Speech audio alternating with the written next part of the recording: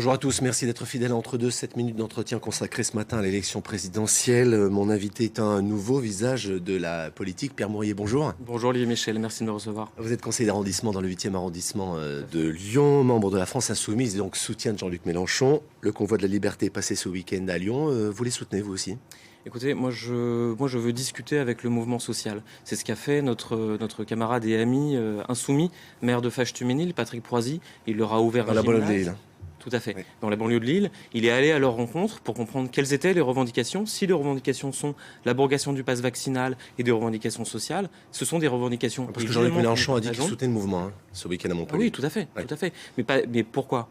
Parce que leurs revendications s'accordent avec notre programme et avec ce que nous défendons pour l'élection présidentielle. Mais est-ce que c'est pas quand même un échec des insoumis de ne pas avoir su transformer, on va dire, une colère sociale en projet politique beaucoup plus tôt, tout comme ça s'est passé avec les Gilets jaunes ?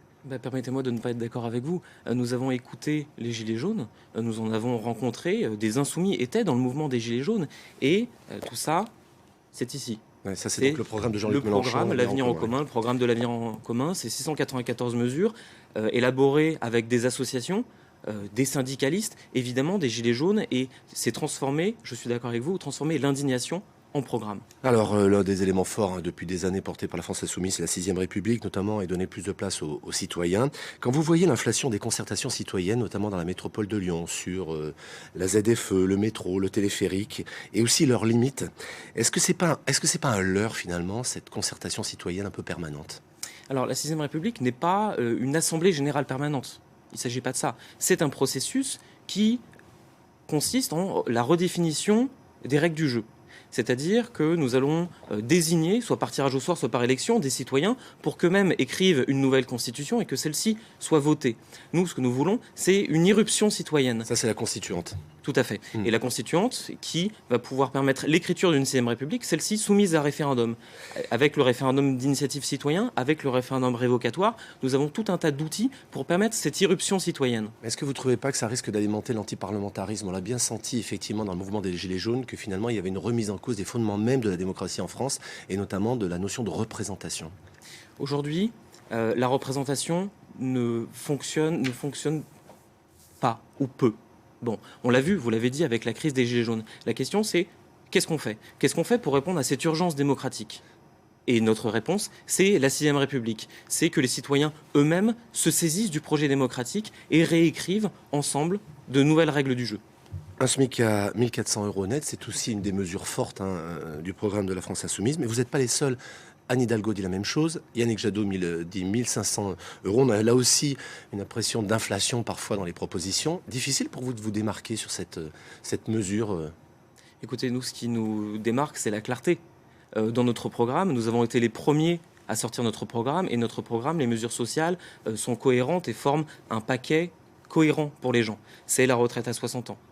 C'est les prix bloqués sur les produits de première nécessité. Et c'est, vous l'avez dit, le SMIC à 1 400 €. Aujourd'hui, en France, on a 10 millions de pauvres. Proposer uniquement le SMIC à 1 400 €, c'est insuffisant.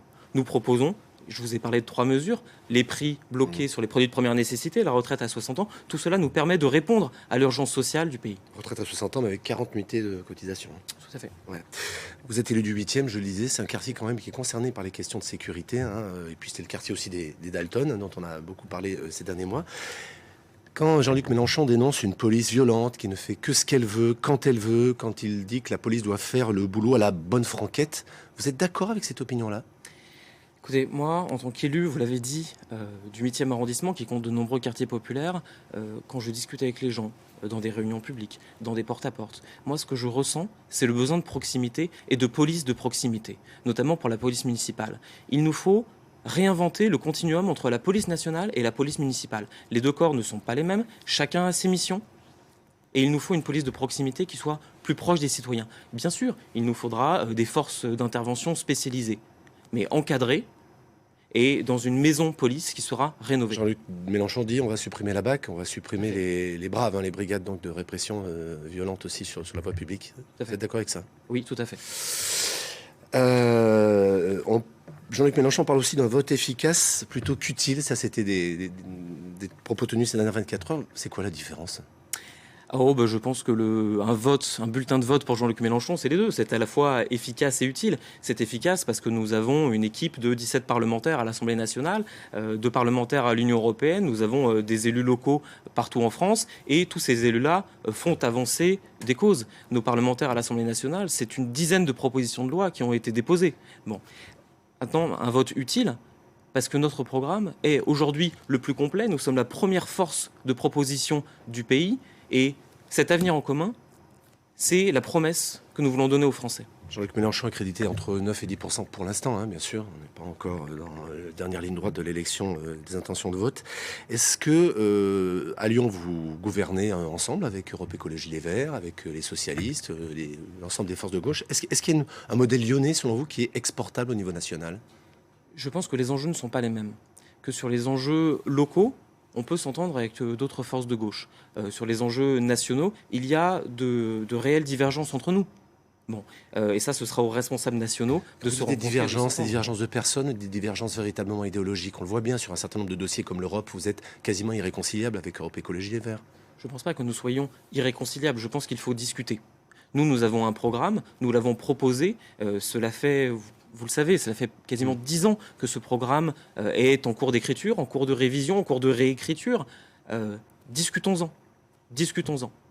Mais c'est possible au niveau national, vous y croyez? Écoutez, vous préparez le 3e et 4e tour, ce sera ma dernière question. Ça, je ne sais pas, tout ce que je sais, c'est que le lendemain du premier tour, je pense que la situation sera beaucoup plus claire pour tout le monde et que peut-être que des discussions s'enclencheront à ce moment-là. Pierre Mourier, merci beaucoup pour votre première apparition à la télévision, d'avoir Merci. choisi France 3 et d'avoir accepté mon invitation. Tout de suite, le 12-13. Très bonne journée à tous.